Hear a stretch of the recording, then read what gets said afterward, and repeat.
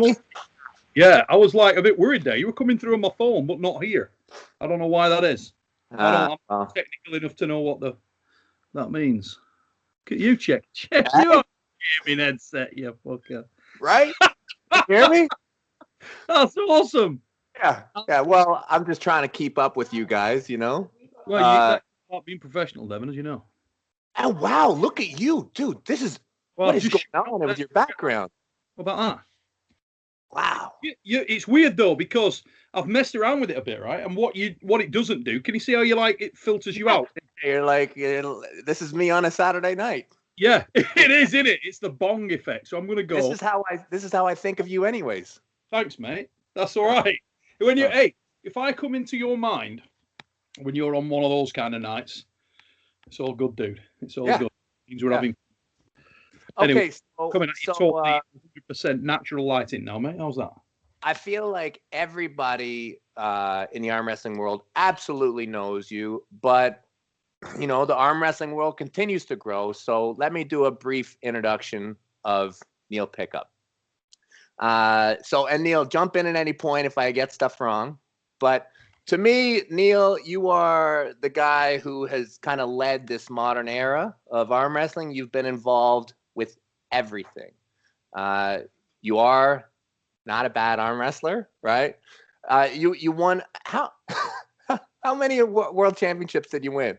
I won 2 WAF world championships, and I've also won events which other people class as world championships. I personally do not class those as world championships. So professional events, for example, Armwar Super Series, WAL, PAL's Lottie Tour, other things which are termed, or Petaluma back in the day, were termed world championships.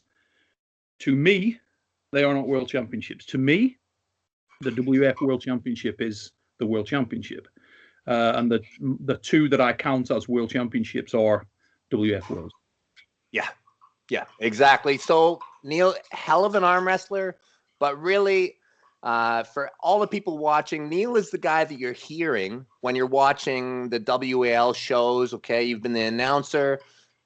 You've been involved in matchmaking behind basically the entire millennium, like so PAL, UAL, obviously. So, hey, you recognize the T-shirt? Yeah, baby, Deep Water. Hey? Yeah, that was the day. That was the day right there, mate. Right. Yeah.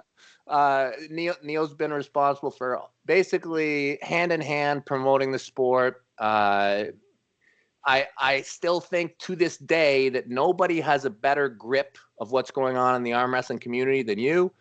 And you've got your own YouTube show. Finally, you're so late to the party. So late. It's only a baby one. I know. So there's a link in the description below to Neil's channel. If you love arm wrestling, you absolutely have to be. Are you a subscriber, mother fluffer? Are you a subscriber, mother fluffer? Right. That's the thing, isn't it? Yeah, it's the strap. Yeah. I put your show on and I just go work out and I listen to you guys with all your. I feel like you pump out more content to keep people in the know of what's going on in arm wrestling than anybody. So, anyways, guys, that's the brief introduction to who Neil is. Please check him out and you're going to learn more. But anyway, so what's going on, buddy? What's going on in your life?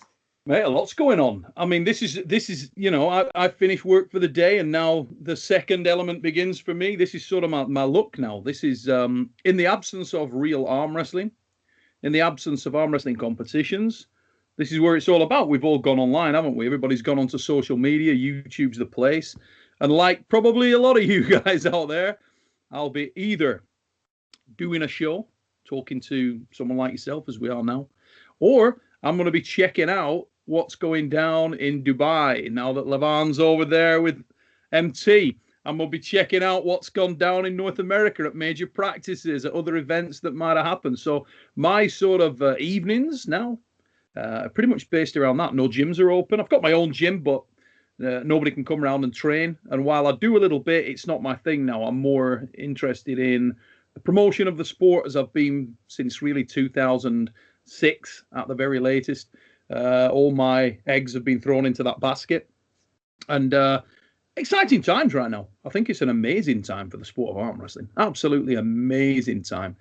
Despite the fact that we're effectively closed down through the COVID pandemic, some of the sort of little embers that have started to glow just during this period of time are exciting, and none more so than what's going on in Dubai right now, mate, I think. That's the main reason I wanted to talk to you right away. Okay, right? Yes, yeah. Let's do this. Yeah, that's the main. Like, I've got a bunch of stuff I want to talk to you about, but oh my God. Has it blown your head up? Oh my God. Like, okay, so for me, I know that you have always said that you think Michael can win it. Yeah, and I still do, mate. You know, this is the thing, right? I'm going to, straight away, the comments, I'm going to get the hate on this one, but hear me out, guys. Here's the thing. I've listened at the moment to, you know, guys who I respect greatly, like yourself. Like, I haven't actually listened to your comments on the match yet. I'm going to get into that, and I'm very interested. But guys like Engin Terzi, who's an extremely, as knowledgeable as it gets, you know. I mean, he's inside out in this sport. Massive amount of respect for Engin. And I'd love to speak to Engin and just get his thoughts on it. But for me, not a great deal has changed from anything that I've learned whilst Levan has been in Dubai. And the reason for that is, okay, with the greatest of respect to Michael, who is my personal friend, as you know, I never have seen Michael as strong as Levan. He's just not. And when I say he's not as strong, I don't think he's close to as strong as Levan. I just don't think he is. I think Michael is bringing the awkward factor. And the awkward factor is a parcel, all right? The awkward factor isn't just the King's move. It's a combination of massive experience arm wrestling guys a little bit like Levan. So he's pulled the most similar one would be Denis Siplenkov. I actually think that Levan is a better arm wrestler than Denis Siplenkov. And that's the X factor from the Levan side of things. But Michael's had that kind of experience against ultra high level opponents for a very long period of time. If you track Michael's career, win, lose, or draw, he has been pulling the upper echelon of arm wrestlers in the elite super heavyweight division for the last 4 to 5 years, maybe longer, but certainly that period of time. And that's included and encompassed people like Denis Siplenkov, Dave Chafee. He's pulled yourself. He's pulled Jerry Carteret. Now, the reason I picked those names specifically, and he's pulled others, but specifically those names, is I feel that that represents a pretty broad spectrum of technical prowess. If you look across each of those guys, you've got Denis Siplenkov, real powerhouse, relatively short arms, short levers, but an enormous amount of just top-end red line strength. You've got Dave Chafee, who's utterly unorthodox, more towards that just big giant who's going to drive you sideways in not really an arm wrestling format. He's going to just attack you aggressively, more towards that Richard Lupkus type feel, but a little bit awkward, a little bit clunky, but unbelievably powerful. You've got yourself, who's going to try to do to Michael what Michael is doing to you, and with an enormous amount of experience, but a very long lever. And that's more of an arm wrestling match, not a strength match. Okay? The other guy that I have left out of there that I should have and would have put in, as well as Jerry, we'll get to in a moment, is Andrei Pushkar. Okay, the Ukraine pain train. And that guy had more aggression off the start, so to just finish the match, than probably any of the guys we've spoken about in that lineup. More combination of speed off the start and just aggressively trying to get the job done. Plus, he'd also faced Michael before and learned from that.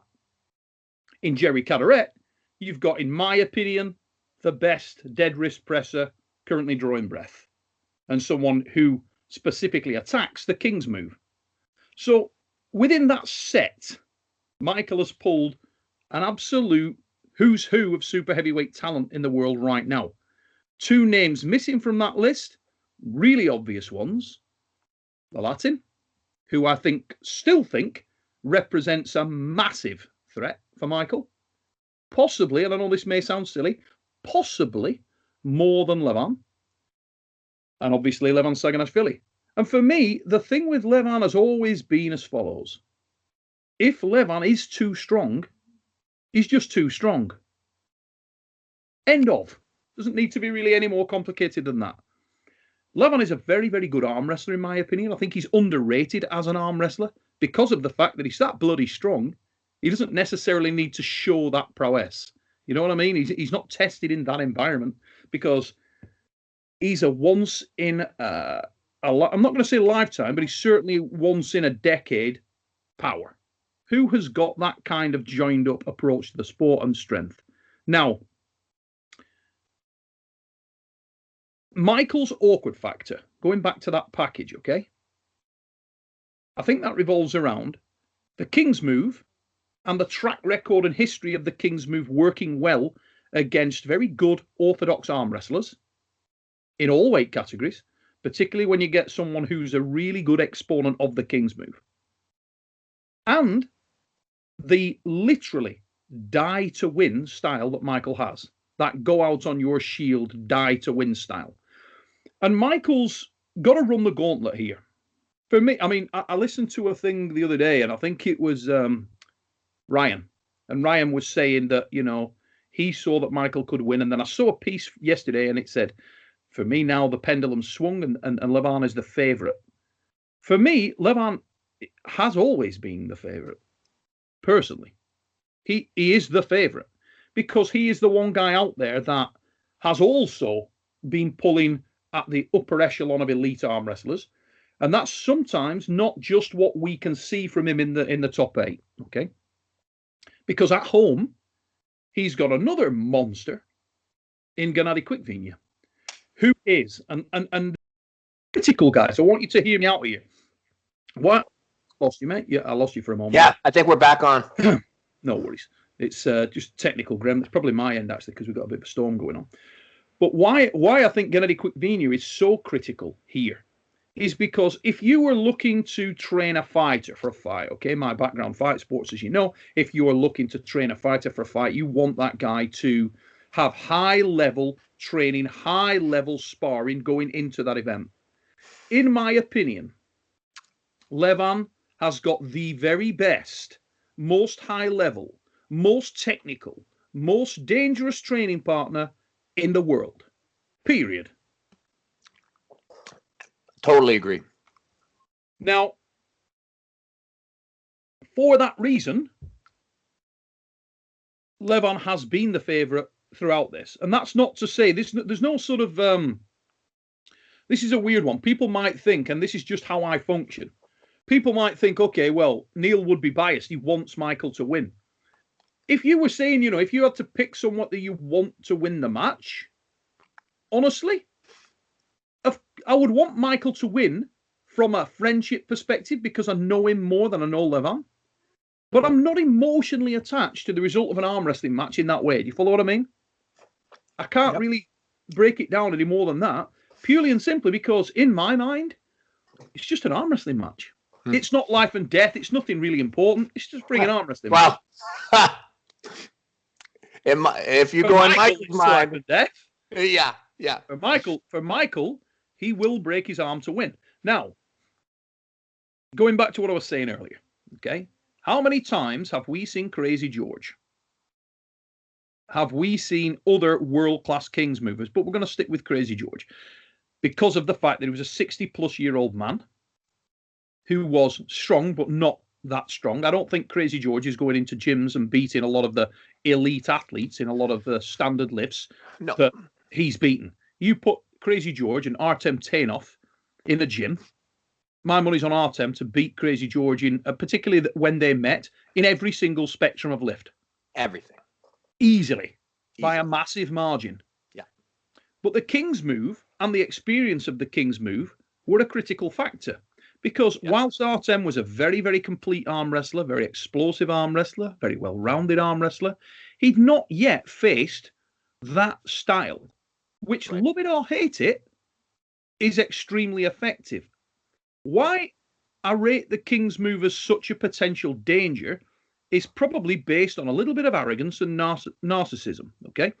I consider myself to be a very good arm wrestler.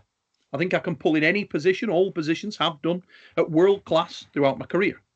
Now, you have a technical arsenal that you can draw from at any time. You can hook, you can top, you can press, you can do whatever. I've pulled a couple of top class. Fair enough, they were much bigger men than me, and they were probably more ready than me, and various other things. There's lots of other factors which may have played a part. But what I do know is that the King's move shuts down so many options for an orthodox technical arm wrestler and takes them away and puts you into a very uncomfortable position. A very uncomfortable position mentally and physically. Now, that can be a game changer. And that's why I still think, for me, I haven't learned a great deal from what's gone on in Dubai in the last couple of days. I still see it pretty much as I see it. If Michael can stop the match and compromise Levan's wrist and hand in any way, it's on. And at that point, the longer the match goes, the more it will favour Michael because of the size and the mass and the lack of experience pulling a King's mover that Levan has got. And the only ace that Mike has up his sleeve is that there is no one in the world that I am aware of, and I know a lot of arm wrestlers, who can emulate what Michael Todd does in the way that Michael Todd does it. And will also break their arm to make that effective. Yeah. And that's pretty much it. Yeah. In terms of who's the favourite for the match, for me, it's Levan, 60-40. 60-40. Same. Who would I bet on? Who would I bet on? I'd like to bet on Mike. Yeah, you're betting on Mike. I know you would. Do you know why? Is it because there's a good shot? Really good shot. Yeah. And he's underdog by a large margin. Now, I think he is an underdog in every respect by a large margin. Certainly on the sort of the court of public opinion, he is so far an underdog, it's ridiculous, you know. But he's the best shot of North America at having someone that can beat that man, in my opinion. And I'll tell you what it is. If Michael can't beat Levan, so what? Good for Levan. Levan's a bad mother fluffer. End of. I mean, the man is iron. What are you going to do? He's a lovely dude. He's strong as balls. He's dedicated his time, his life, his body to the pursuit of the sport. And he's chasing a level of achievement and a level of prowess that few have ever seen, maybe higher than we've ever seen. Who knows? And if he attains that, my hat's coming off to the guy. I've nothing against Levan at all. I'd like to see a battle, and I'd like to see the best man, genuinely the most talented man, win. I think both of them are rocks. And even if Michael did win, I think that's not the end of Levan. That's a building block for Levan, in my opinion. Yeah. So I agree with basically every single thing that you've said. But I have some questions that I want to go back on. And there's a few things that you've said that I'd like to expand and clarify. Okay. But I think we're totally on the same page. Although one of the big factors for me on who wins this match is, first we have to think is the match going to happen? Okay. Yeah. Okay. And what are the constraints and restraints that make it actually happen? Well, I think the league that it happens in is extremely important. Very important. I mean, critical importance. Critical importance. Now, I don't want this to become in any way biased towards a league, an organisation, because obviously everybody would think, oh, of course, Neil will support WAL. Yeah, of course, I work with WL. Yeah. If it was to happen in PAL, fine, no problem. If it was to happen outside of that, fine, no problem. to get the best result, and I mean this is take this for how it's meant. To get the fairest possible result, I actually believe that the match would be better to happen outside of those two organizations. Right. That's my honest opinion. Yeah. And I think that's what I think from what I know, and this is not gospel or anything, but from what I understand, I believe that they're pursuing independent sponsorship. Okay. I think so. I think that there's, Dubai is a great place. There's a lot of money in Dubai. And I believe that there are some people in the royal family that are really interested in arm wrestling. And I believe that there's some talk of them running it. However, I also believe that these same people already have a loose affiliation with the PAL. Okay. So the first question to me is, everybody's kind of dipping their hands into what's going on in Dubai. Mm-hmm. It seems like it's the only place in the world where things are actually where you're kind of able to hit the ground running. Now, this might be changing again, but for so many of the countries, the real problem is you can't hit the ground running, which is, so I've been trying to plant some seeds in Dubai. And when I started to do that, I started to talk to the PAL a little bit because we're all in this together and we all have to talk. And when I started to talk about them loosely about the potential of this match happening, not that they said anything specifically, but I know from talking to the PAL that they are very concerned with rules, as we all are. And when I started to talk about future events that are going on in Dubai, very concerned about the rule set that's gonna be at play there. And we kind of left our conversation there because I don't have anything solid yet, and everything's kind of hypothetical. But I would imagine that they would be very concerned with the set of rules that their star athlete is performing under. Of course. Yeah. And as would the WAL the other way. I'm pretty sure that the Michael and Levan represent an entity for both organizations because of the level that they've achieved within them. Yeah. And therefore there's an amount of reputation for the organization attached to that. And I can understand that there's a degree of nervousness around that. But depending on the outcome of the match, anyone that's involved in the sport of arm wrestling closely will understand that if the match is extremely close, so if we do see a battle and it's a to and fro, back and forth scrap, okay, then that really means that if it happened on a Tuesday, you might get a different result to if it happened on the Thursday and happened on the Saturday. If it's a complete stonewall whitewash, I don't think there's as much value in that match for anyone. Now, let's say the match happened and it is a great match. Why not then, as a precursor, have an agreement to run the match in the PAL and in the WL? And let's see how much the rules change things. Be amazing. That would be so cool. If they could do one under the WL and one under the PAL, wow, that would be fantastic. Yeah, it'll show that spectrum again, because like you said, I think you just hit the nail on the head. The rules are critically important, and I agree. They are. So I feel like the WL rules will help Michael. Yeah.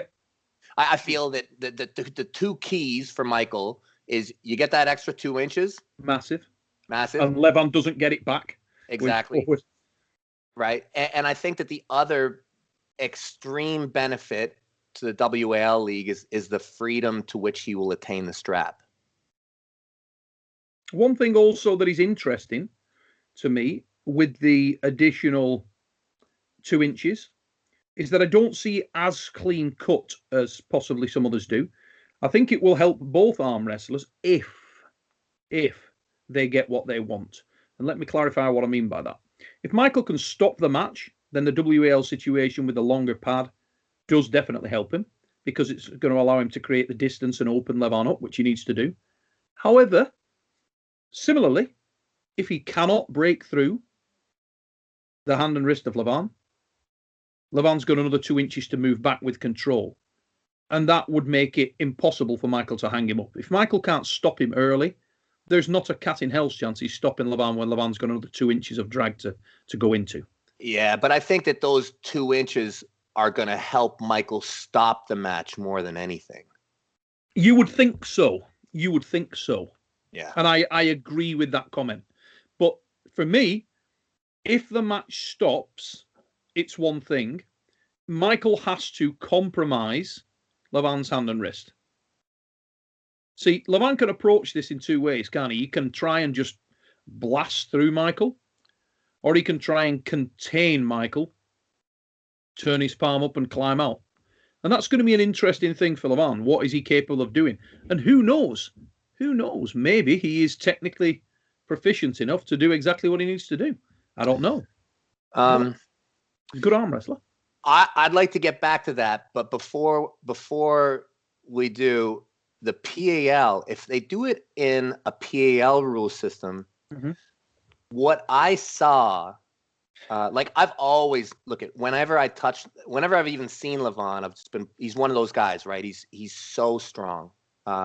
Even in a peer group of elite strength athletes, you get super, super strong guys, and then it's still like Levan is way outside the spectrum. Yeah, he's a specialist arm wrestler that has attained superhuman strength. Superhuman. So even the guys like you, I mean, Larry Wheels is a very, an up close. I know this up close and personal. Larry Wheels is an extremely powerful individual, very, very strong lad.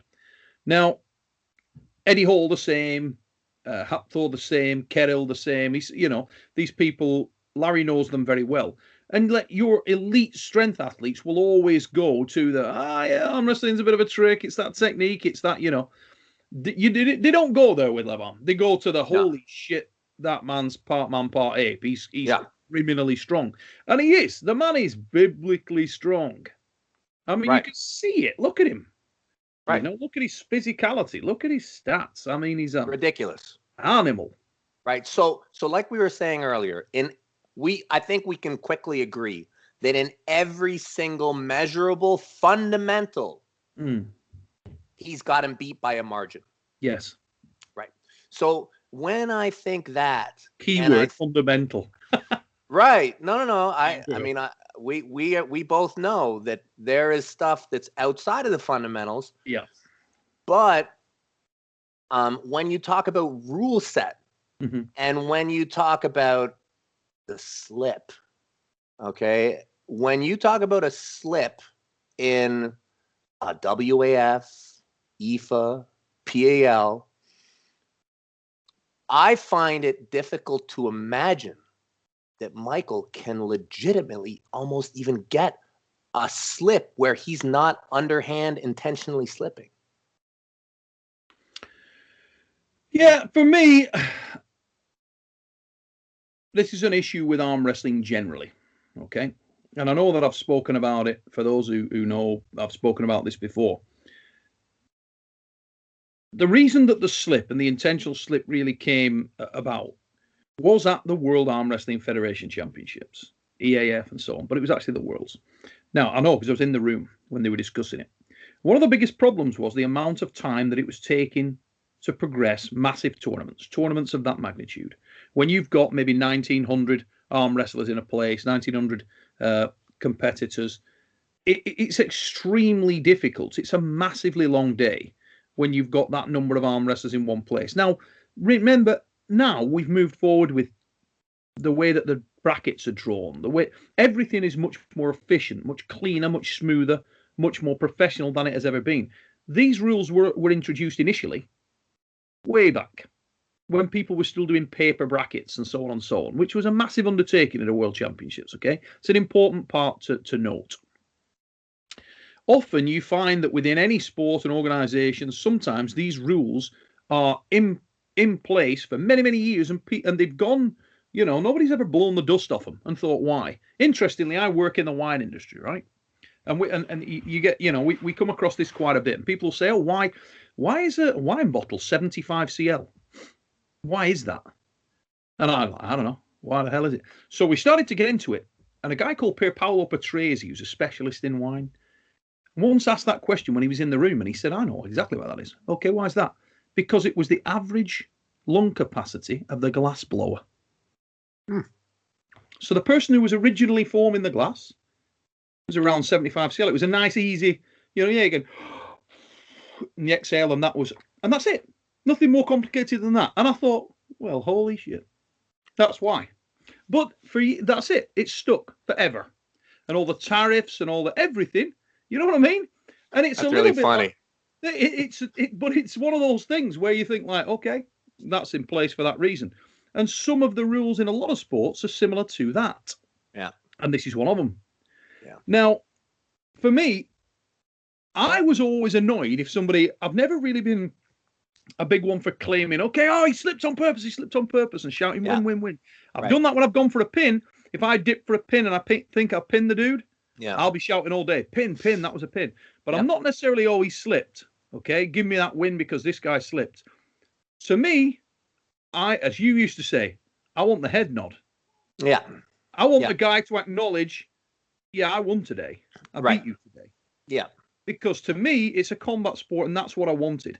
Now, going back to what I was saying there, these rules were introduced in order to reduce time, to get through that massive field of athletes quickly.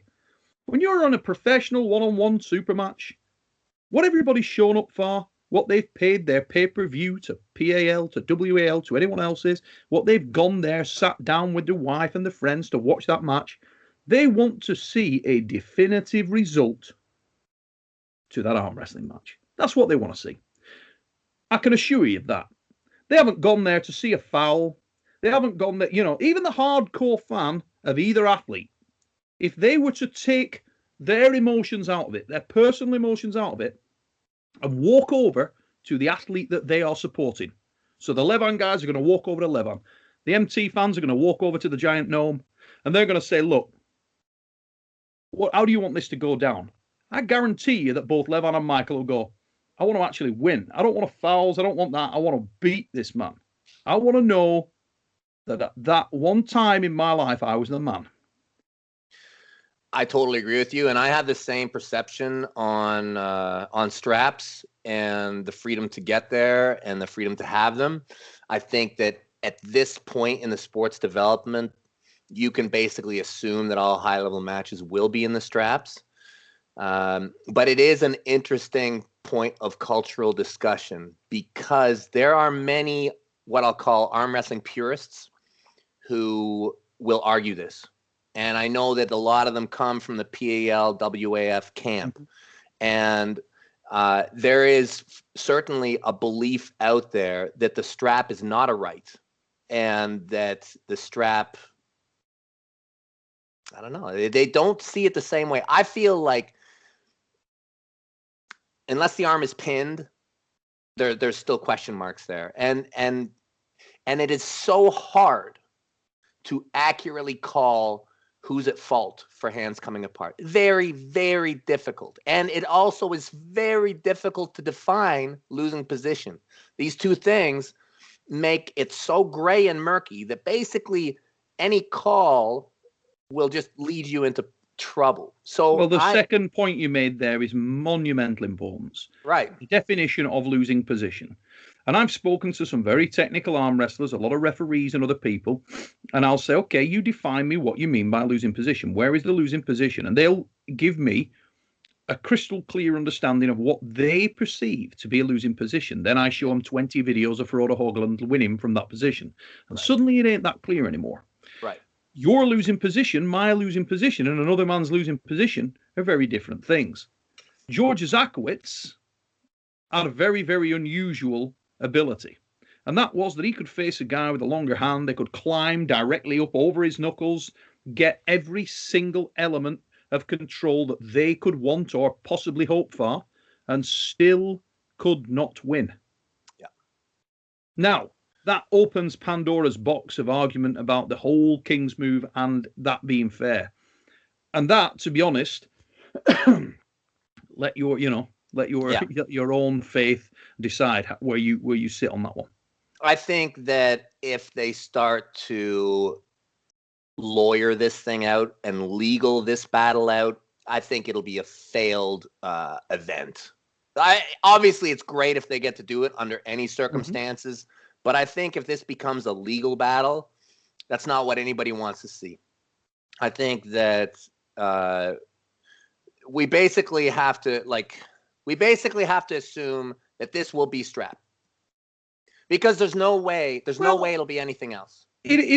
Well, I don't necessarily. I cannot envision under any circumstances Michael hooking Levan. No, the one thing I can envisage is possibly that Levan is so much stronger that he can literally go straight through Michael. Now, that is a very slim chance. But it's probably going to slip somewhere. Yeah, I'd say it's 95% going to slip. Yeah. But I do think there is a 5% where Levan is so much stronger that he can just literally contain and blast through Mike. Sure. And that's a very frightening possibility even to think about. It really is. It really is. That is so scary. But after what I've seen, over Levan's career and just lately, there is for sure that chance. I mean, his containment of Vitaly Larratt, who I still think represents an enormous threat to him now and to Michael now. I agree. But his containment of that top role, I mean, until you've pulled, and I only messed around with Levan when Levan was a baby version of Levan. And God damn that man. It's different level. Oh, there's boys and there's men. The rigidity, the friggin' everything. Yeah. Unbelievably difficult man to put the brakes on. And he did that with a counter top roll when he was moving quite chaotically. Now, to take account of all those factors, and believe me, Vitaly can work his positions. He can change his angles. He can do a lot of things in the match, and he couldn't shut that down. And after that first time, it was relatively comfortable. And I'm going to make a point here that on the first hit, a lot of arm wrestlers, when they're full of nerves and panicking a little bit, they don't get the timing of the match. They don't get the feel for their opponent. Now, I don't know whether he'd done something to Vitaly and made him exceed his elastic limit to the point where there was a degree of damage, and it doesn't need to be much, but a degree of damage done that disabled Vitaly's attacks. But what I do know is that as the rounds progressed, he was very, very, very comfortable in there. Really comfortable. You saw his whole shape and demeanor change. So I don't yet really know how strong Levan is. I know he's just really, really strong. There weren't enough bands in the gym to properly assess that. I wouldn't impress. I mean, yeah. I know it's not. Look, I'm not too worried. I'm much more impressed with the Larratt thing than I am with the bands in the gym. Yeah. For a lot of reasons, But I was never under any illusion that Levan isn't, otherworldly strong. I believe he is. Not only is he otherworldly strong, he is also an evolving technical arm wrestler. Therefore, he is. It's like you might design a car with unbelievable power, but if you went to someone who designed that car and say, "Okay, how fast can it go?" Well, really, really fast, but it's not right good around corners. When you start getting the thing set up right, the chassis right, the suspension right, the tires right, everything, you'll shave times. You will shave the times down big time. Right. That's what I see from Levan.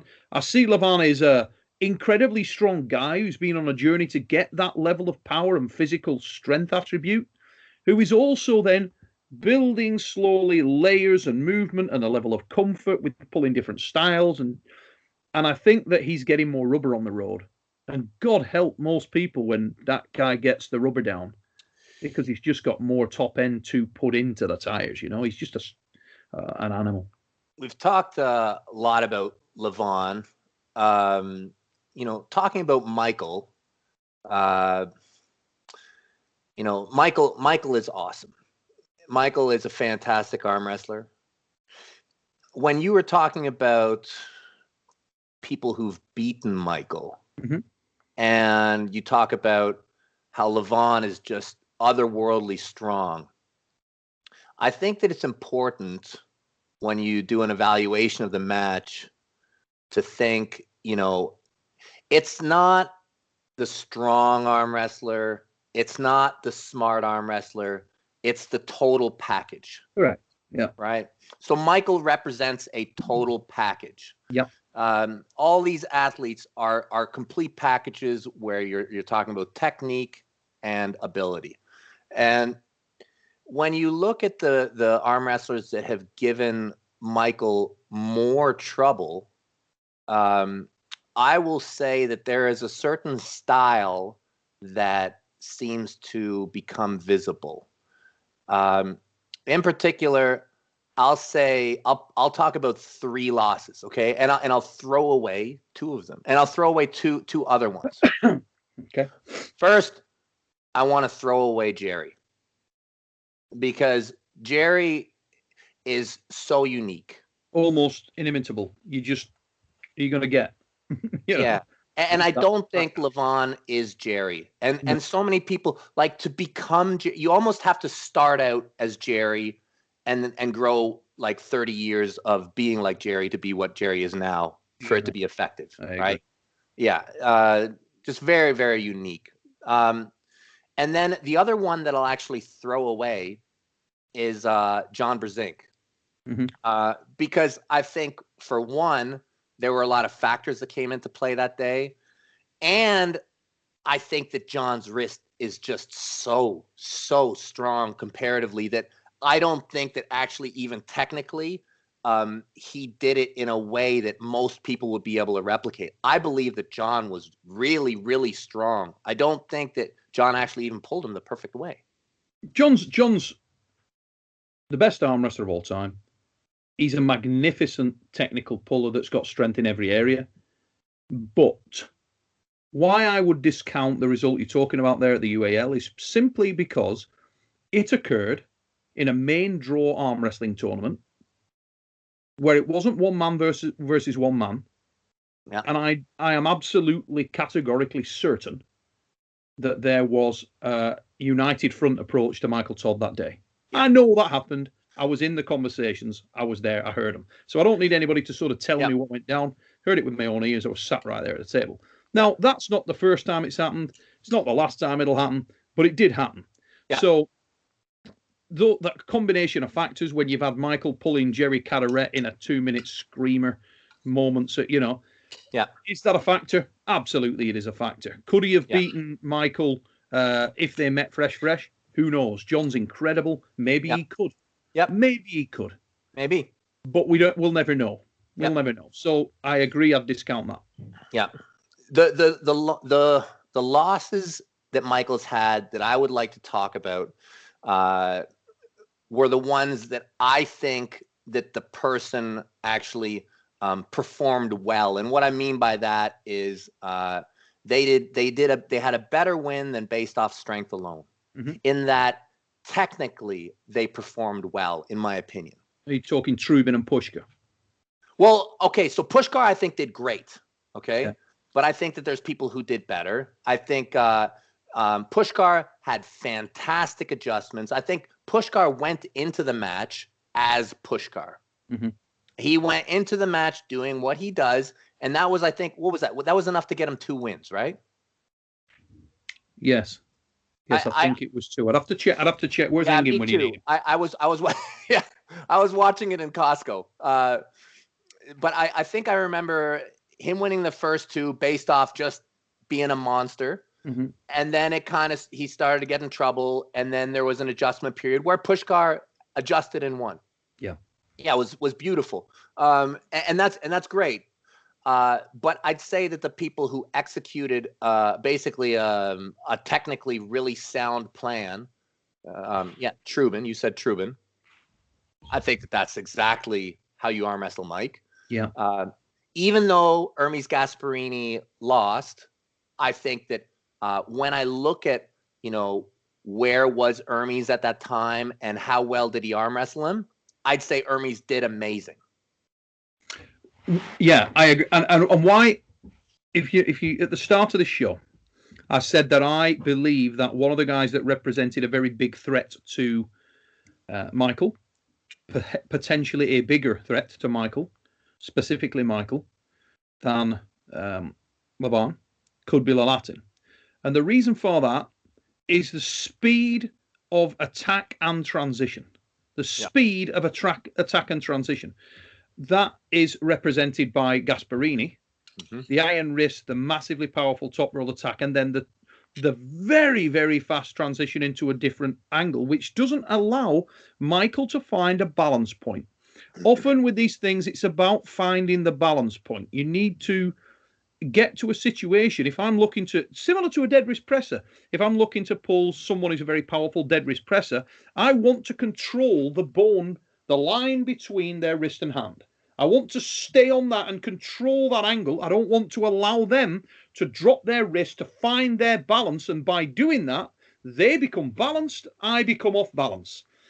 I want to control the disparate elements of the match that allow me to channel the linearity of the game. That's what I want to do. And if I can do that, I feel confident. Absolutely. Experience dictates that if you're unable to do that, you're in a much more difficult match. Now, Michael is not the fastest man in the world. He's chaos. He's a ball of chaos. But he finds comfort in the horrible places that most arm wrestlers don't want to be. Right. When it's a terrible, damp, awful, grimy, diabolical environment, Michael is putting out the towel and getting on the sun lounger. That's where he wants to be. And Michael has 2 balance points. Yes, he does. Yeah.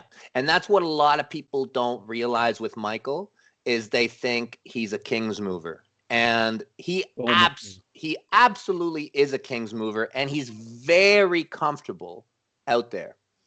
But we all know that if you can beat Michael's King's move, that shoulder is coming forward. And it's coming forward regardless. It's coming forward with complete reckless abandon. Right. It's coming forward at a place where even if something breaks on Michael, it will have to do. And it will test your frame and it will shock you because it's a very, very unusual place that it comes in. It comes in a very unorthodox, really dangerous direction. You have to match it with your own frame. Or else you either do or you're in trouble. It's like he'll drive a train through you. Yeah. I do think that at the elite level, his outside move is more of a threat than his inside. Yeah, definitely.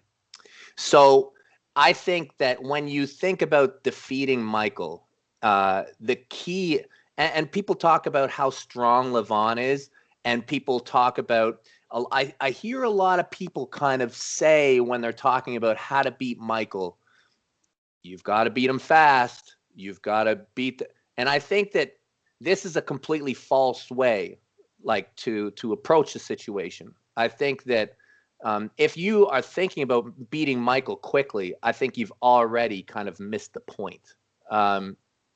The reason why Michael's King's move is so good, it relies on people trying to pin it.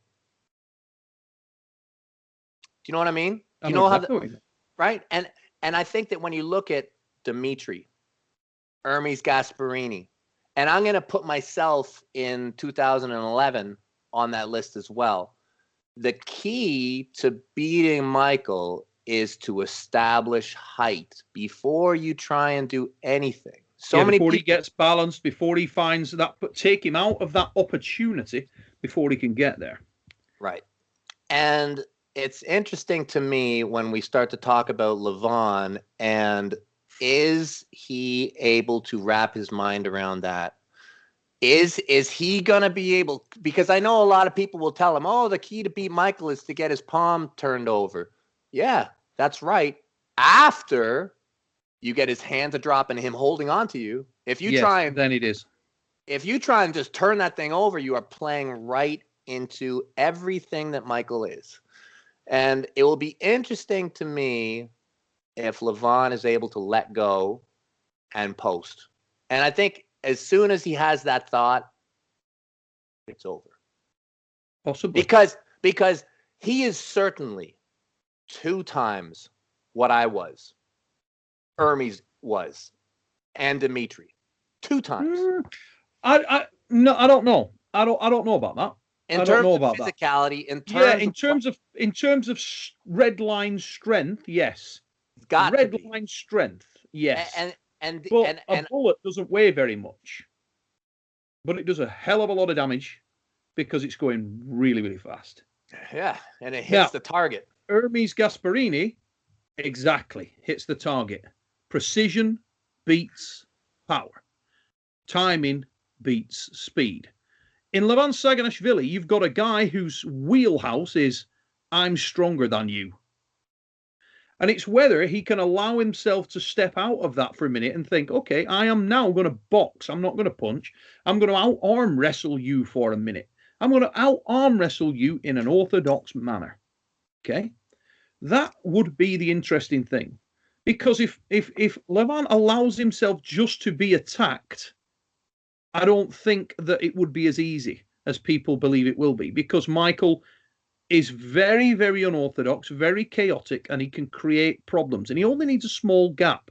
And once that gap is there, he's like water. He'll get in there and it will start to create problems. And that's when there would be issues for a bigger, more powerful man. The approach to the match is really fascinating. Really fascinating. And that's why I see Michael still having that sort of 40% shot at it. Okay. 11 weeks from now. Is that confirmed? Are they actually? No. Because I haven't watched up. Forgive me, guys. Those watching, I haven't managed to catch up on it. So let's say, because that's the proposal. Okay. Beginning of April, kind of. Okay. So beginning of April, we'll say, because this is where I just think that the proposal is potentially going to go to. Now, whether or not they arm wrestle in 11 weeks, I really give it a 50% chance. I think that there's a lot of PAL that's going to put the brakes on this thing. And I don't even know if WAL really cares, but I think the PAL really probably cares more than WAL. But let's say that the match is allowed to happen. Okay? I think it either happens in PAL or something where it is a 7x7. And I think that Michael will be able to get the strap, so they're not going to call they're not going to give all sorts of issues with fouling for straps. And whether it's running fouls or stop fouls, I don't think it's an issue. I just don't think it matters to the outcome of the match. But let's say we get there. Do you want to have a bet? And we'll say it's 3 out of 5. 3 out of 5 with 2 minutes rest between rounds, or 6, whatever, doesn't matter. I mean, my bet is 64 to Levan. When I know how it's happening and I know the conditions that he's happening under, absolutely, I'll bet, yeah. But that's what I want to know. Until I know that would weight my bet massively. I can't say it any other way. It's going to weight if it's in the PAL, my bet changes dramatically. If it's in WAL, my bet changes dramatically, and I know it won't be. Yeah. If it was under Arm Wars rules, which I actually think could give a better match, if I'm honest. Yeah. Of course, I'm going to be biased, but I do. I developed the Arm Wars series for that specific purpose, to give good matches where both men walk away thinking, yeah, you know what, I gave that a good crack. Now, we will see. Once I know how it's happening, then I'll make a bet. Okay. Let's leave that for a bit. Interesting stuff. Who have you got percentage-wise? How do you see it? I've been saying forever that Levan is going to break Michael's arm. God, I've been saying that because, and the reason why I say it is because people say and have said in the past that Levan can't arm wrestle, and I don't think that that's even the case at all. I just think he can arm wrestle. I think he can arm wrestle great, like really good. Yeah, I just think he doesn't have to. Like, people talk about the Angarbayev match like it was some kind of exposing of Levan. I think this is ridiculous. I think Levan went up to the table with his buddy and grabbed him, basically just went up and grabbed him in the way that I arm wrestle my kid. And yeah, Angarbayev's amazing. And yeah, he got a little bit on it, but I don't even think Levan was even woke up. We've not seen, forget that. Yeah. That's sort of countered by what he did to Vitaly Latin. Right. It's completely counted. It's like, there you go. Okay, anybody who's got any doubts on that, watch this match. Exactly. That's a bigger, much stronger, much more lethal top roller, and he shut him down. Shut him down. And he shut him down in what I thought was technically great. Shut him down, and potentially with enough power to actually take him outside of his elasticity and damage him for future rounds. Possibly. Right. I don't know, because I haven't spoken to Vitaly on that yet, but I'm going to do. I've spoken to Vitaly about coming on the show when we get a translator and so on. So that will be interesting. I'll be going into a lot of detail with him on that, But here's the thing that a lot of people aren't talking about, okay? So, Michael Todd, before he goes over to Dubai, pretty open. Speak to Mike a lot, and Mike's going over there to advance his career, his YouTube channel, all those things. Good on him. Brilliant. Okay.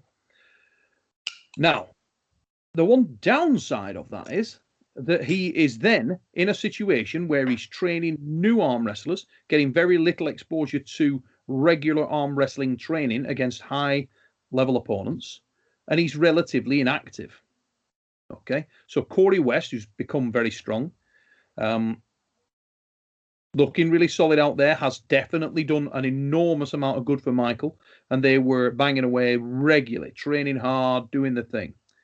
Michael's not been there for months. Now, he may get physically stronger. He may get looking better. He may get more YouTube viewers, but he will possibly not be as good an arm wrestler in terms of sharpness when the match goes down. Levan, on the other hand, as I said earlier, is regularly arm wrestling against the man who I believe is potentially the most dangerous arm wrestler on the planet outside of Levan himself, in Gennady Quitvinya, who I can't say enough good about. He's incredibly versatile, incredibly explosive, intelligent, diverse, flexible, magnificent arm wrestler. One of the best at that weight class.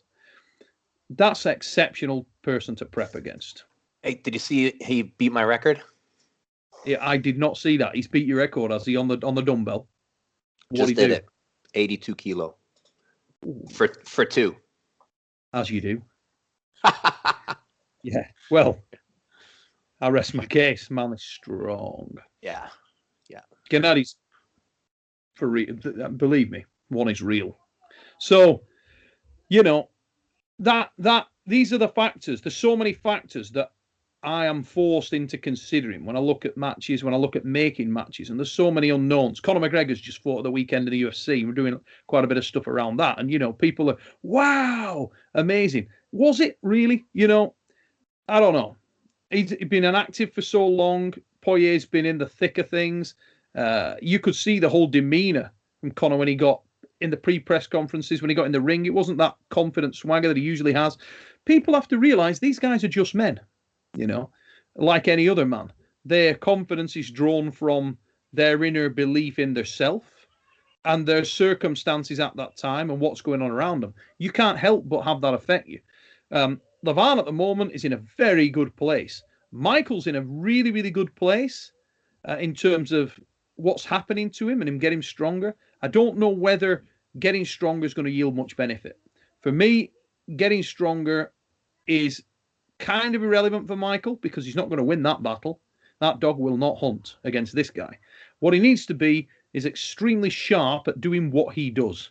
He needs to have that particular knife absolutely as sharp as it can possibly be so that when he goes into this match, he can adjust his position, transition.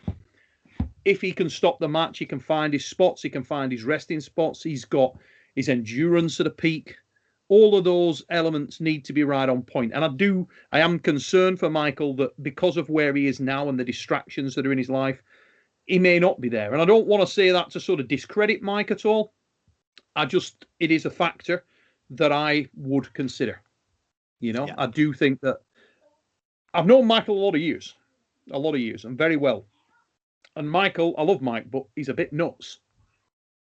And Michael has to believe in himself. Like, really, the day he pulled you, I'll tell you this now, the day that Michael Todd pulled you in the last WL event, I knew before that match happened that he was going to win. I'd been thinking that you were going to win most of the day, most of the weekend. I went back up to the booth. I spoke to you, and I've known you for a long period of time, and you weren't you. You weren't Devon. You weren't that guy that I've seen when you were invincible. The day I spoke to you and you pulled John Brzenk in London, I think you'd have beaten fucking Zeus in a strap. I'm serious, mate. You were breathing fire. You couldn't wait for that match to happen and to stamp your authority on it. Now, the man that I spoke to of John that day and John on the lead up wasn't John. And there's so much. A man comes to that point where he knows, and you knew that day. You knew that day. Yeah. This is it. It's going down. And Michael, before I spoke to him, when he pulled you in the WL, I went over to the bleachers. I said, mate, best of luck, stay safe, best man win. I'll see you after. And he's like, don't need luck. Yeah. Don't need it. There is a lot to be said for living in your cave for a year and not speaking to anybody. That produces a hungry, strong human being. Yeah. Yeah. And I agree, Michael being out and working, because that's what he's doing. He's working. And doing an orthodox thing, carrying super yokes, doing. Yeah, no, I know. It's going to get him YouTube followers, which is cool, which, he needs that at this point in his career. But is it going to make him the guy who's the very best? I agree. He's probably not. I think Michael, in the period of time since arm wrestling you to now, a version of that guy has been the best man possible to put against Levan. I genuinely do. I think he's been at that level. I hope Michael keeps sight of that. And I hope that Michael is confident in his own capabilities and has the ability to sharpen that. If you were a professional fighter, you would be in the camp right now, dedicating your entire time to that, to prepping for that occurrence, for that man, not for another man, that man. Well, is he doing? I don't know. He might have got, he's probably in the process of getting quite a wake-up call right now. Mm-hmm. Right. So he may be reassessing his strategy of the next few months as we speak. So here's a question for you, Dev. Right, here we go. Throughout the entire history of the sport of arm wrestling, yeah, if you could pick one person, one man, to put against Levan Saginashvilli right now, who would have the very best opportunity of beating him, who are you going with? Well, I think it's actually right in front of us right now. I think it's either Michael or it's Vitaly right now. Interesting. Yeah, that's what I think. I think that I don't think that like we talk about the overall package of arm wrestling. I'm not of the camp that people have been this good in decades before. Mm-hmm. I don't buy it for a second. I think the entire sport is elevated. Yes, you have great people involved in arm wrestling, but the truth is there's more prize money. There's more incentive to do well, and the techniques are more widely disseminated from a younger age. And I just think that athletes are more specialized and more devoted. And I think that the prize money and the fame is large enough that it has started to attract a higher level of genetic. So you get a guy who's 6'9" like Vitaly, who's been arm wrestling since he was 11, and he's approaching, that. Well, what is he now? He's over 300 pounds now. Do I think that guy is going to beat John Brzenk when John Brzenk was 2006? Yes, I do. I think Vitaly today murders any form of John Brzenk. I think they murder any form of Gary Goodrich, Cleve Dean, Richard Lupkes. That's what I think. I think that the level today, I think Levan today kills all those guys. I think Michael today kills all those guys. So I think that your best chance to beat Levan right now is Vitaly or Michael. Interesting. Yeah. You? I disagree with you on a couple of points. I think you look at those guys that you've just mentioned, and I'm going to take two out of that pack.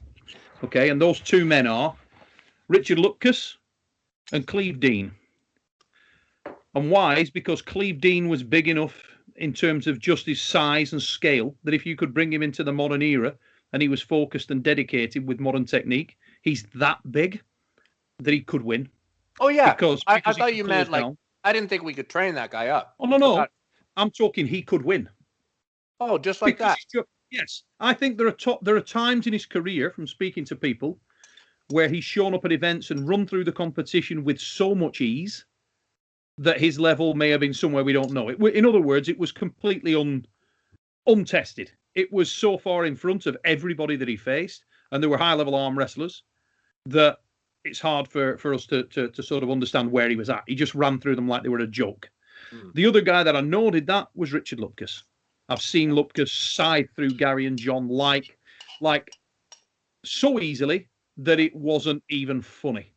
And then having spoken to Richard, and he said, "Yeah, well, I lost to John at this time, or I lost to Gary at this time. But to be honest, we just had some work coming on the farm, and I'd been and I know he's not lying. I know he's not got any. He's telling me just me and him in the bar, and the man is telling me the truth. Yeah, he hadn't focused on arm wrestling at all, and he was just he hadn't done his gym work in the same level. He wasn't as strong as he'd been. When the man showed up ready, he was an absolute monster, just a ridiculous level, and he ran through people like they weren't there. His wins. This is a point that I'm going to leave with you on that. Right, you watch his wins against all of the men you've just mentioned, Gary, John. Watch how he beats them. When he beats them, watch how he beats them. Yep. Then watch their wins against him. Their wins against him take 5 minutes and the screaming technical battles. Okay? Yep. His wins against them are like he basketball slapped them. Yep. Just like his arm fell sideways and they happened to be in the way. Yeah. Yeah. And his arm weighed 1,000 pounds. Yeah. Yeah. He's almost as strong as Lachlan. That's who I should have said. He's not as fast. No, he's not as fast. No. Are you getting a winter home in Brisbane? You what? I'll tell you what. Don't tell Geordie that you're going over there. She'll become expectant, mate. All the girlies wish that the man lived in Brisbane. Let me tell you. And I've got the shirt. You've seen the shirt, haven't you? The old Brisbane, where your bird wishes you were from. As soon as I'm off this call, your song goes back on. It just playing on loop in the background. Hey, when you see the next one I've got, I can't wait. I hope that you just do a series about everything Australia, because to me, it's like Desperate Housewives of Australia. Like, there's so much going on there in terms of drama. Like, listen, here's one. Can we put this to right for the fix? Okay. Marcus Hattirai. Yeah. Is he or is he not the most powerful novice you have ever arm wrestled or encountered in your life? Yeah, he's up there. Yeah, for real. Okay, so Marcus Hattirai. So when it comes to like guys that you just touch, and I'm talking like non-arm wrestlers, I've arm wrestled tens of thousands. I don't know if it's 100,000, but I've arm wrestled so many people, and there's freaks, and there's people way outside the spectrum. Shaq is probably the freakiest guy I've ever. I mean, ever. Now I never arm wrestled Mark Felix, but I shook his hand. I remember you calling me when you were with him at the booth. Right. To me, I don't even need to arm wrestle Mark Felix. Like me just touching Mark Felix's hand, I know that if Mark Felix ever thought about arm wrestling seriously, he would very quickly become relevant on a worldwide level. Khaled, right? That's another guy. You touch him and world potential. Yeah. If he tries, if he does the right work, he can be in the world discussion. Mm-hmm. Same thing with Marcus. Okay. So I remember I met Marcus at a seminar in Brisbane, and there's a bunch of them. There's like 3 or so of them, and I don't know whether they're cousins or they're brothers, but they're all kind of built like that. They're like 6'5", like 3-something, 320, I don't know, 330. And you can tell, you can tell if a guy's natural or whatever, natural. Okay. Just a giant. Yeah. Great big dude, head on him like a pumpkin. Okay. Yeah, it's a bread bin. Like a great big dude. And at that point, I think he'd gone to the club like 2 or 3 times and not like just kind of went and hung out. I think from what I understood, he was a little bit involved in fighting. Okay. Yep. Anyways, so I got him on the table. Really nice guy. Just kind of wanted to, and I had arm wrestled a lot. Okay. I went all around Australia. I'd already arm wrestled my brains out by the time I got to Brisbane, but I know where I'm at. I know what my arm feels like. And he comes up the table, I think the second time he comes up the table, and he says, can you just pin me? Can you just pin me? And so I can feel what that's like? I'm like, yeah, okay, we can do that. And he kind of sits like this, okay? Sits like this. So they're like in an open hook. And I get in there. I'm like, you good? And he's like, yep. And I start to go to work on him. Mm-hmm. And I didn't just, I escalated to about like 10 or 15 seconds where I'm realizing that I'm at my threshold and I'm now having to really arm wrestle this guy. And it took me about a minute to go through him. And yeah. And I know the state I was in, and I was so impressed. And so there's his physicality is extreme. Okay. Mm-hmm. He's one of these guys with just parts, bones. His frame is tremendous. And he's not over muscled or overdeveloped. He's fantastic. Blacksmith, isn't he? He just looks like a friggin'. Yeah. In my opinion, if this dude, and it looks like he is, because I've been following, I think that he'll be the best guy in Australia in probably a year and a half or 2. Yeah. And he'll completely pass all of them. Like, I think that as soon as he figures out how to really get his hand working in his top rope, nobody will hold on. How long is his arm and how big is his hand, mate? Is he big? He's big. Yeah, he's big. He's big. He's as big as you need to be. Yeah. I mean, my for a start, going back to what you were saying earlier, what I agree with from what you said was that I also am of the opinion that the sport is elevating, evolving, getting bigger, getting better, and it is drawing, and long may it continue, drawing in the talent, drawing in the guys who are lifers from a young age, got technical prowess, maybe they come into the sport having practiced for 4 years after watching instructionals on your channel and Voice of Arm Wrestling and places like that, where they've got a real understanding of the sport, and that's bringing in, a world of Tom Hollands, guys who've just been arm wrestling since they were babies, and they look like a pipe cleaner, but are unbelievably strong. Yeah. And I think it's wonderful. What is going on in UK and specifically in Ireland? The Irish lads, they've got, the sort of Irish scene came about because they've got an influx of people from Eastern Europe, Lithuania, Latvia, living there, some Poles also. And that created a situation where you had an amount of arm wrestlers with a reasonable level. I mean, the Moldovan kid who's out there, obviously, as you know. So they have a reasonable standard over there. And then they've just found a crop of dedicated, powerful, athletic individuals. And walking through the most impressive 3 right now. the one everybody knows, Kyle Hutchison, who is an extremely powerful man. I mean, Kyle is really strong. What a lovely dude and all. You know, absolutely great guy. I can't understand a word he's saying. No, he's got a really thick Northern Irish accent. But I'll tell you what, Kyle Hutchison is no joke. Yeah, Kyle I can tell. A true super heavyweight. I've had I feel bad saying this because obviously the UK is my place, my country. And there's a lot of good things happening at the moment. The PAA, Paul Maiden's doing a great deal of stuff. And the PAA is doing some big events. Get yourself over to that site, guys. Check out the PAA for the UK if you're the UK viewer. A lot of events coming off, big events and good stuff. They're finding talent and there's new talent emerging. But my sort of issue with it has been, I have to say this and it doesn't sound offensive, but I could come to the British Championships sometimes, right? And you know how I don't train shit. Yeah. And I can show up at the tournament. I'm running the tournament.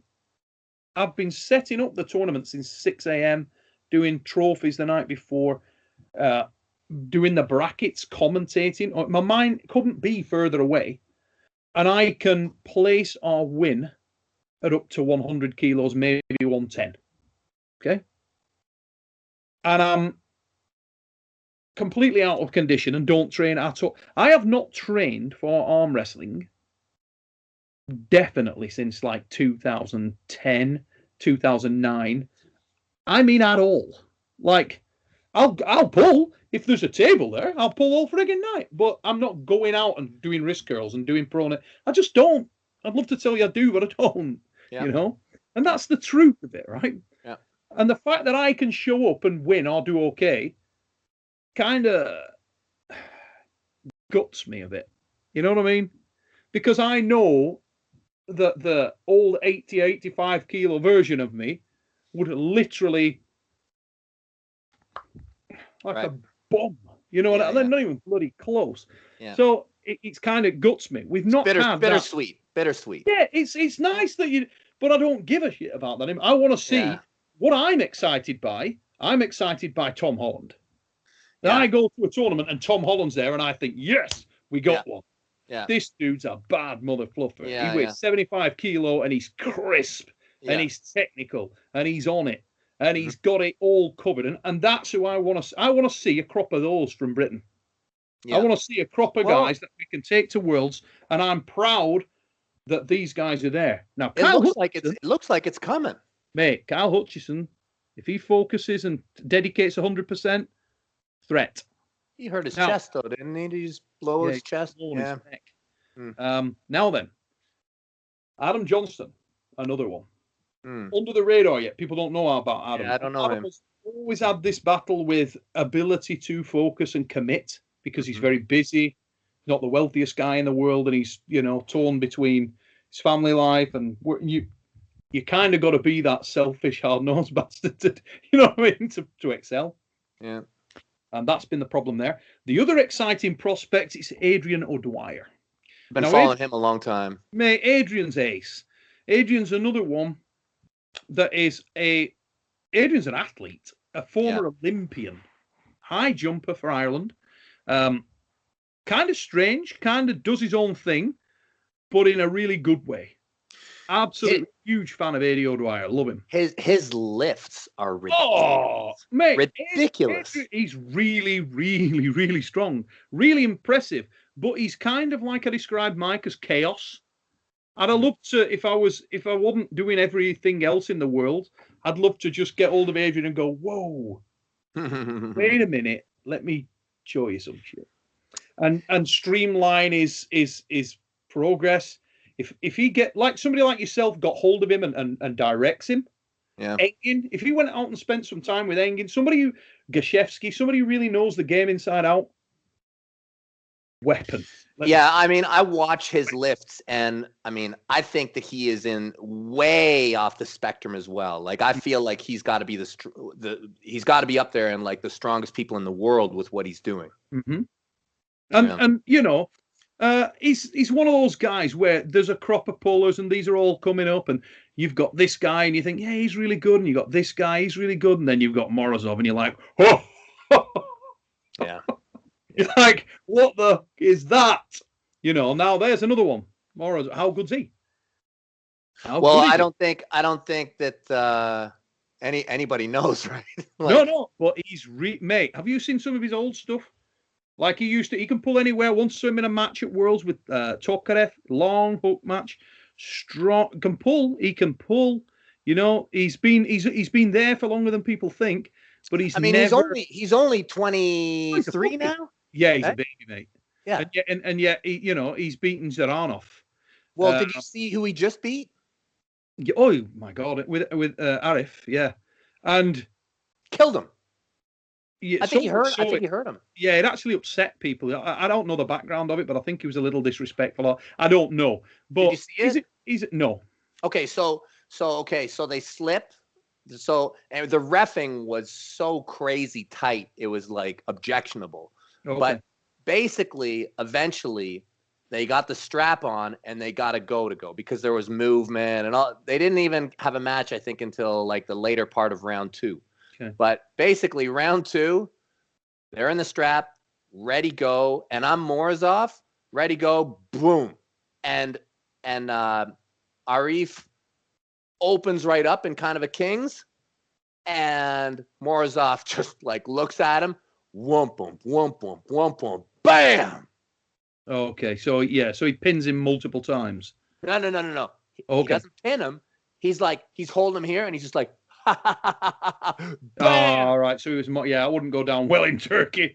Good luck getting home with your ears. It didn't look like it went well. Like he went out in the hall, guys were coming up to him, but basically like, okay, and that's a WAF world champ. Oh yeah, mate. Arif Ertem's an animal. Really mega puller, mega strong. To do that to him, right? How strong is Morozov? I don't know. So he's top 5. When he beats Zaranov, that's when I watched that match, and I'm not saying he could run over Zaranov. I think but like Dmitry Trubin, he's the real deal, is what he is. Yeah. That guy at 20 odd years old. You look back at him when he's 32, and he's got some layers on and some hair on his back. Real threat.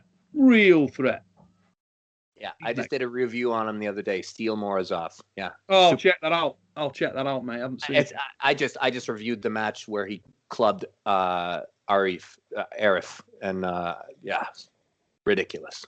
Was it in the Nomad series? Yes. Is that what it? You're okay. I'll check it out. Yeah. I'll find that and check it out. Yeah, he pulls Georgi Dzernov in that series as well. Yes. Yep. Seen that. Yeah. Both arms, and he beat him both arms. But the right arm was the one I was looking for. Yeah. And when he beats Zaranov on the right, I was like, okay, this guy's for real. Yeah. Because Zaranov's mega. Yeah. That's another guy I want to see out in the wider hemisphere, Yeah. There's so many great pullers in the Kazakhs. Incredible arm wrestlers over there, Yeah. I'm glad to hear that. I believe Tortiev's coming back as well for Russia, who's another one of my favorite pullers. Looks like just a slim librarian. Top roll his ass off around that middleweight category. So I heard he's back in, and I'm keen to see where he can go. I also heard that the South Africans are getting a bit of a re-emergence as well, and Terence Opperman might be coming back into it and duet Malta. I was supposed to go down there. I was supposed to go to South Africa I think in next month, but I had to cancel because of my leg. And but I know from ArmBet, from stats, so I can see what countries are the most active. Yep. And I mean, South Africa, there's a lot of activity. In South Africa. ArmBet's such a man. I think it's a haste. Neil, the potential. Just wait, Neil. Just wait. For those of you out there watching, guys, if you haven't already checked out the ArmBet app, you need to get yourself on. What a tool. I mean, what a fantastic tool that is. Really happy. And the future, I mean, I think that we're going to be quite a service to the community over the next few years. God.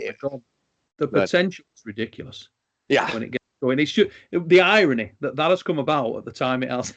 You can't write it, can you, mate? Yeah, it's good. You cannot write it. Global pandemic, and that's I don't What know. about Neil? I wanted to talk to you also just a little bit about the experiences you had with your elbow, particularly what caused it, what exactly did you have done, and how long and how did you go about fixing it, if you even were able to properly fix it? Just because at this point we've been talking for an hour and a half, and like if Have you're we? at this point, I think so. Yeah. You need to So break this up into different parts, mate, because my God, no. ah, Sorry, guys. We've yeah, no, it's fine.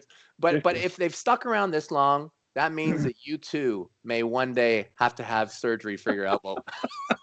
So So Yeah. at this point, you know, there's a few people who have had the surgery done for. I mean, so it wasn't like you blew something, right? Yes. Yeah, I did. Oh, you Yeah, did. I blew something. Thought I'd done it. I was one of those guys that was like, oh, I can rehab it. You know, something's gone, but I'll rehab it. I'll work through it. I'd gone into what I believe was the absolute peak of my career in 2001. So I come off the back of that, and I'm touring around, and I'm pulling a lot of guys. And one of the issues is that I was never shy of pulling multiple weight classes. I actually liked pulling multiple weight classes, going above. And also I was a big believer in frequency of arm wrestling. So arm wrestle all the time, you know.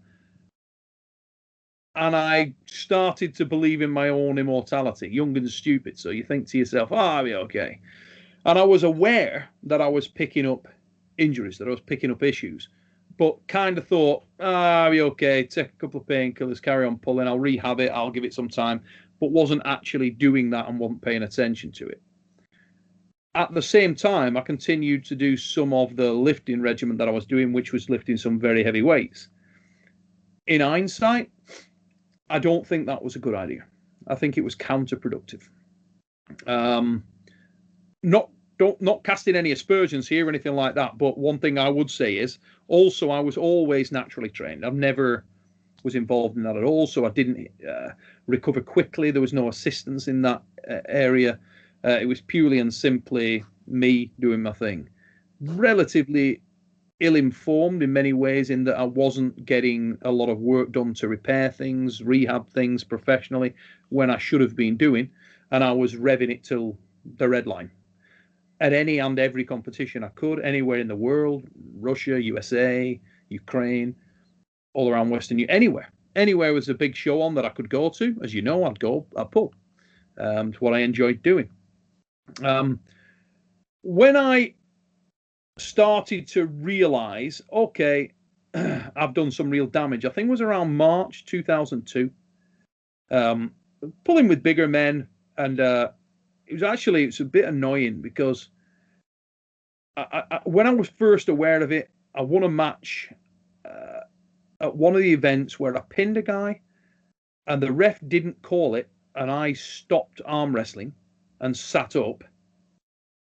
It was clearly a pin. I mean, it wasn't like a questionable one. The guy's hand hit the pad. He was broken. His wrist was broken back like that, and his hand hit the pad. So he stops arm wrestling, and I stop arm wrestling. Both of us stop, and we're like this. And the ref hadn't stopped the match. And I say, like, and the ref just goes, like, go on, you know. To which I'm a bit like, what the fuck? Anyway, we're both looking at the ref, me and my opponent, and the kiddo was pulling, Belarusian lad, I think. And he looks at the ref, and I look at the ref, and the ref goes like it's not finished. To which me and him are both shocked, because he knows his hands hit the pad, and I know his hands hit the pad because we felt it. And so I'm a little gutted and a bit pissed off. So I start to remonstrate with the ref. This dude, because the ref said go, he hits me. Now I'm resting on my elbow like that with my arm relaxed. And this guy's a dead presser. And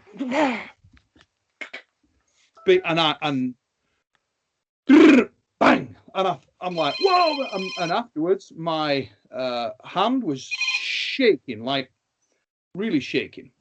And I couldn't, when I straightened my arm, Got to about there, and it was like somebody was putting a cigarette lighter on the back of my elbow. Unbelievable pain in the back of my elbow. So when I went home, got it MRI'd, and they said, yeah, you've done some serious damage there. We're going to have a look at it. And the first time they had a look at it, he said, yeah, we can go and do some surgery. And I'm thinking, no way, I'm European champion, I'm world champion right now. I'm not doing surgery right now. I've got like 2 months of the Europeans. What was the date of that? What was the date of that again? I think it was around March 2002. That was March 2002. Yeah, that I did that injury. Okay. And I'm figuring like in around May was the Europeans that I wanted to attend. So I'm like, no, I'm not having that done. I'm not having that done.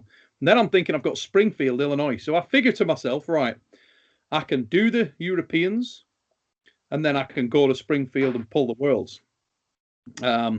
Anyway, do the Europeans. Immediately have the surgery done. Did it go purple and all that? Yeah, black from to up under my elbow here, like right up under here. Yeah. But the interesting thing is, the surgeon told me, the consultant that I first saw, told me that was he was really not concerned about that. He said any of the sort of muscle belly tearing and the bleeding. He said I'm not really worried about that. He said it's the damage in the inner elbow that the problem. He said you've detached the ligament and the flexor forearm tendon's broken. He said your collateral ligament's off, completely off. He said your flexor forearm tendon's busted off. So I don't care what you want to do. This is what you're going to have to do because you can't function. You can't work around. So you had no stability inside? No, it was all moving and cracking and funking. You couldn't cup? That one was blown too? Gone. Everything. So my plan was to do Europeans, do Worlds, but you could feel it, like you knew within a few days afterwards that you couldn't do this and you couldn't cup. Yeah, yeah. About 2 days after, when the swelling had sort of subsided a little bit because I was icing the living daylights out of it, and the swelling subsided a little bit. But when I turned in any direction or went like this, it just lit me up. Yeah. As soon as I tried to bend it, and it's just full detachments. Oh yeah, smashed, and it pulled the bone. It just broke the bone.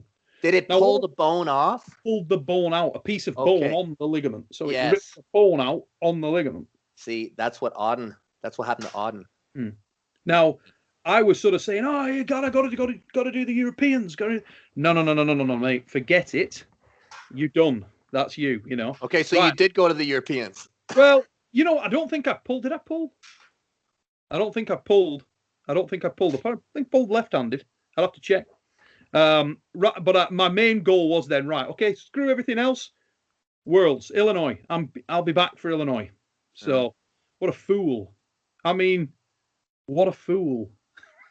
Welcome to the club, Neil. Welcome to the club. It was just with that, I wish that I could put my head now.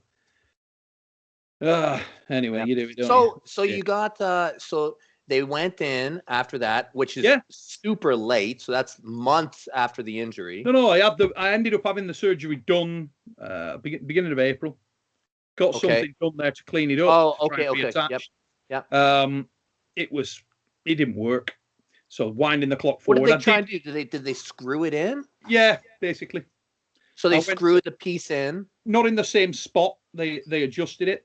But they screwed it up, and I had some nerve damage. They damaged some nerves, so I'd lost a lot of feeling in these two fingers, in my little and next two finger. And when I was doing any kind of exercise, like how I tried to rehab it, was like a squeezy ball. Yeah, I had a ball and was trying to rehab it by squeezing the ball, and I would get incredible pins and needles in these two fingers and down my wrist. Tried to rehab it like a lunatic to go out to Illinois. Lost an enormous amount of muscle mass on my arm. Went out to Illinois. That was shit. Just a disaster. Complete waste of time. Don't know why I bothered. But that was that. But the more concerning thing was that I was very aware that, okay, this ain't good. So sort of when I got back from the Worlds, I went to them again and said, yeah, it's not going right. They said, okay, let's have a look at it. Went back in. And the guy that I saw said, okay, I'm going to make a call to a guy. And he rang a fella called Mr. Caminani, who was a American fella. And this guy he actually said to him when he was on the phone, he said, I got a guy here with me. He's right up your street. And I heard this guy say, okay, this guy was a specialist in that area. He did a lot of baseball pitches at high level, and he was one of the top guys in the field. And he said, okay, wow, what does he do? And this guy goes, oh, he's the world arm wrestling champion. And he, right on the phone, I could hear, and he went, book him in. I'm coming over. And I was like, awesome. So it's like, right, we're going to have it done again. When we got over, this guy was great. He was like fascinated by it. He said, look, number one, you idiot, you've completely that up. That's not good. This is what we're going to do. And then he was off. It was like myself and my dad were in the room, and he was telling us how he was going to mend it and what he was going to do. And he was going to drill through and get cadaver ligament and put it through this hole. And then it'd fuse back over time. And they were, he knew exactly how he was going to do it. And God bless the fella. He did a great job, and I said to him, can I arm wrestle again? He said, oh, yeah. And now prior to that, I'd had you'll never arm wrestle again. Oh, the usual negative side. This guy wasn't that fella at all. He was saying, no, that's why we're here, isn't it? You want to be. And he said, look, I'm not saying I can get you as strong as you were, but I can get you 75, 80, maybe even 85%. Now, in my mind, when a doctor says to you, I can get you to 85%, I'm thinking, well, he's a doctor. He's conservative. I can 100%. Yeah. Because that's just. So I thought, great, let's do this thing. He did it. He did some other work. He allowed my arm to straighten fully. I got complete extension. You probably remember prior to that, I hadn't got full extension. He cleaned that. It's brilliant now. Absolutely perfect. My hand, I'd got an issue with my hand, that my hand wouldn't straighten out fully. Now, perfect. He was great. Did an amazing job for me.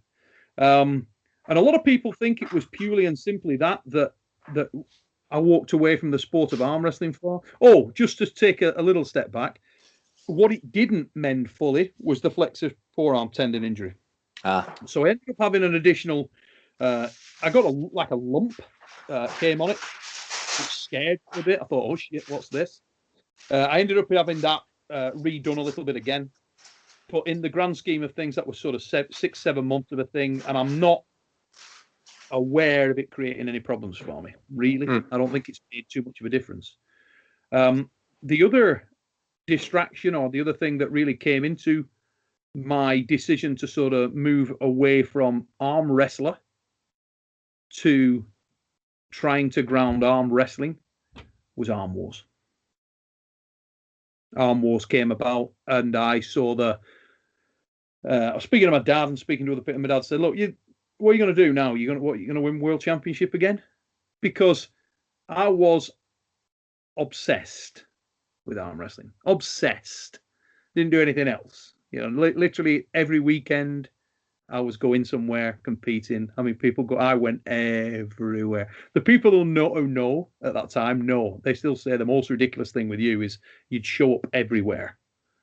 Everywhere and anywhere every weekend, which has served a purpose, because I had a wonderful time arm wrestling, meeting my friends all over the world.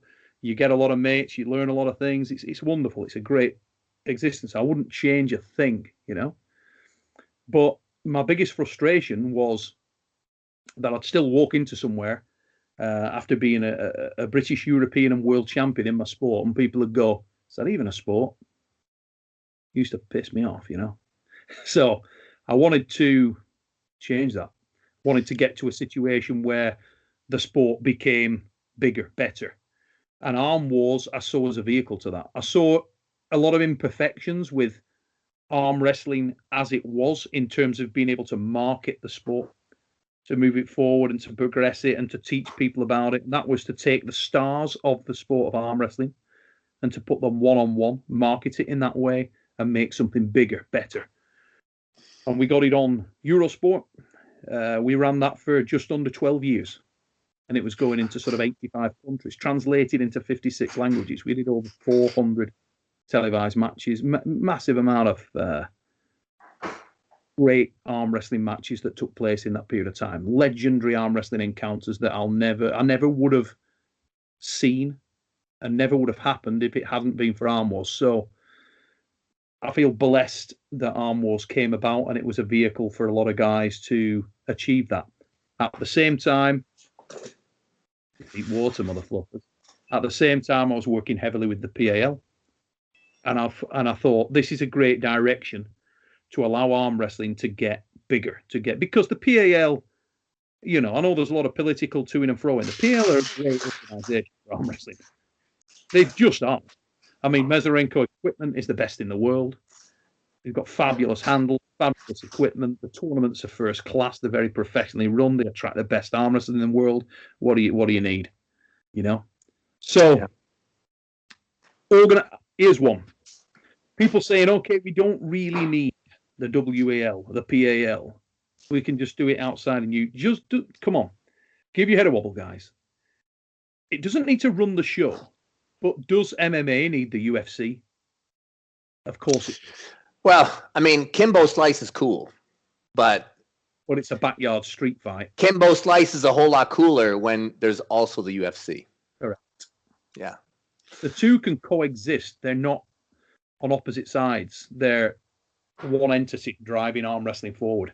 And what's that thing you always say? I'll say a lot of things, mate. With the boats and the water, the tide coming in. The rising tide raises all ships. Yeah. And this is the thing. Arm wrestling and the amount of content creators, organizations that are doing, stop. I think arm wrestling needs to take a breath. Arm wrestlers need to take a breath and stop trying to knock lumps off each other.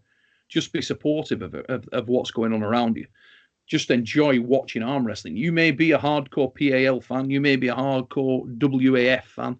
Whether you're IFA, whatever you are, just try and support the sport of arm wrestling and what's going on in that sport. Whether it's the TAL, whether it's the WAL, it doesn't really matter. It's arm wrestling. We all love it. Let's go. Let's go.